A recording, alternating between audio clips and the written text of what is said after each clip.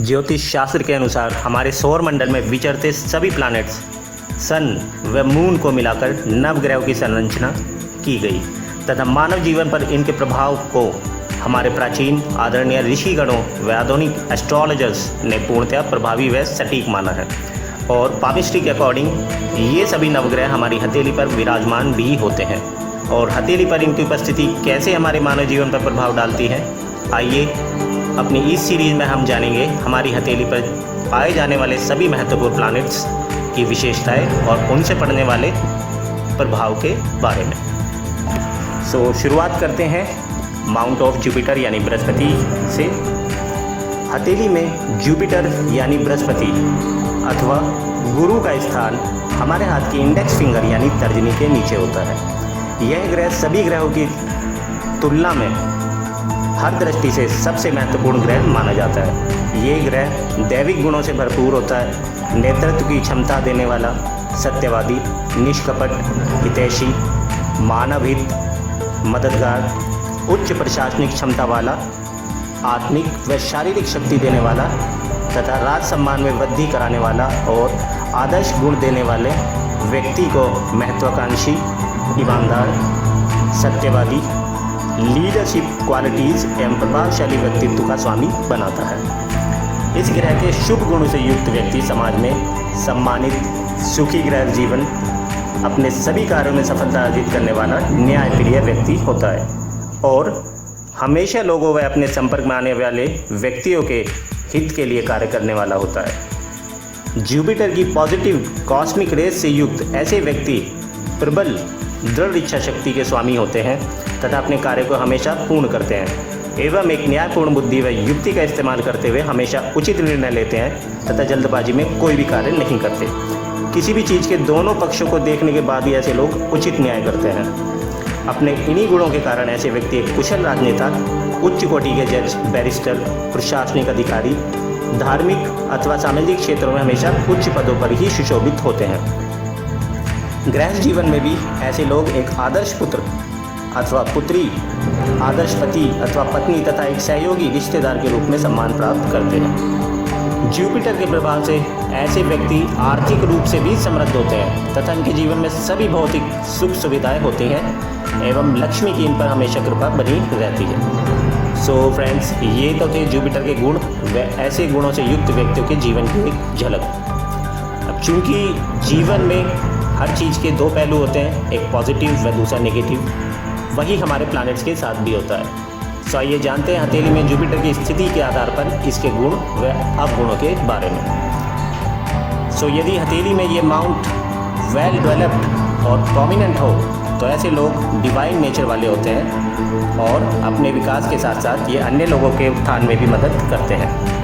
अपना आत्मसम्मान इन्हें हमेशा प्रिय होता है तथा अपनी जुबान के पक्के कहे जाते हैं। ये जो कहते हैं हमेशा उसे करके दिखाते हैं, जिसकी वजह से लोगों के दिल में हमेशा जगह बनाने में सफल होते हैं तथा ऐसे लोगों के लिए समाज भी मदद के लिए तत्पर होता है। स्वाभिमानी व प्रबल महत्वाकांक्षा वाले ऐसे लोग हमेशा बड़े स्तर पर सोचते हैं तथा सभी धर्मों का सम्मान करते हैं।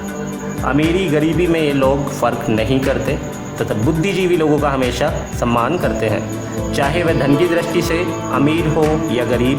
धार्मिक गुणों से भरपूर ऐसे व्यक्ति धार्मिक कार्यों में भी बढ़ चढ़ कर हिस्सा लेते हैं। यदि ये माउंट थोड़ा सा कम प्रोमिनेंट हो या अंडर डेवलप्ड हो तो थोड़े से गुणों का समावेश कम हो जाता है। तब ऐसी स्थिति में ऐसे लोग साधारण कद काठी वाले परंतु स्वस्थ होते हैं और स्माइलिंग फेस वाले होते हैं। ऐसे लोग एक कुशल रीडर तथा वक्ता होते हैं और दयालु नेचर वाले होते हैं। धन के मुकाबले इन्हें अपना आत्मसम्मान ज़्यादा प्रिय होता है तथा शासन, आज़ादी पसंद और नेतृत्व की क्षमता वाले होते हैं। इनके सॉफ्ट कॉर्नर की यदि बात करें तो ब्यूटी विद ब्रेन में बिलीव करने वाले ऐसे लोगों के रिलेशन सुंदर व सभ्य नारियों से ज़्यादातर स्थापित होते हैं। फीमेल्स के हाथ में यदि ये प्लैनेट वेल डेवलप्ड होता है तो ऐसी नारी बुद्धिमान, सुंदर व प्रभावशाली व्यक्तित्व वाली होती है तथा पहली मुलाकात में किसी को प्रभावित करने की क्षमता से परिपूर्ण होती है। यदि इस ग्रह का झुकाव पास वाली मध्यमा के नीचे उपस्थित शनि पर्वत की तरफ हो जाए तो ऐसी स्थिति में ऐसे लोगों में शनि के गुणों का भी समावेश हो जाता है, जिसकी वजह से ऐसे लोग थोड़े से गंभीर व जिद्दी स्वभाव वाले हो जाते हैं। ऐसे लोग अपने ही काम में लगे रहते हैं तथा उसमें सफल न हो पाने की वजह से धीरे धीरे फ्रस्ट्रेटेड भी हो जाते हैं।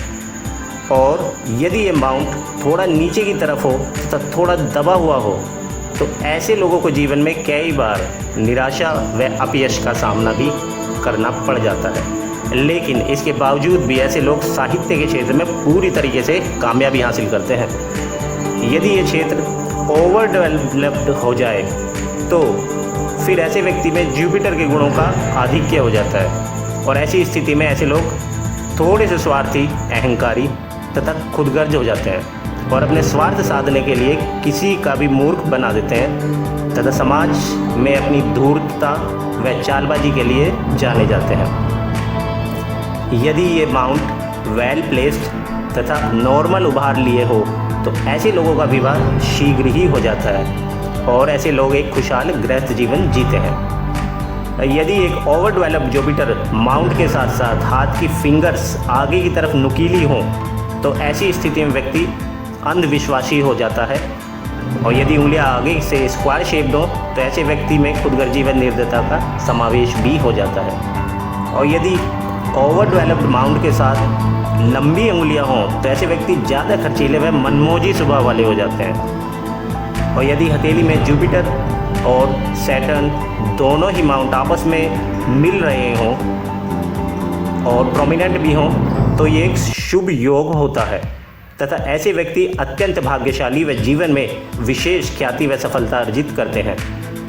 सो फ्रेंड्स, इस प्रकार यदि देखा जाए तो कुछ रेयर कंडीशंस के अलावा जुपिटर हमेशा मानव के लिए हितकारी होता है तथा अधिकांशतः मनुष्य को सफलता अर्जित करने में हमेशा उसकी मदद करता है।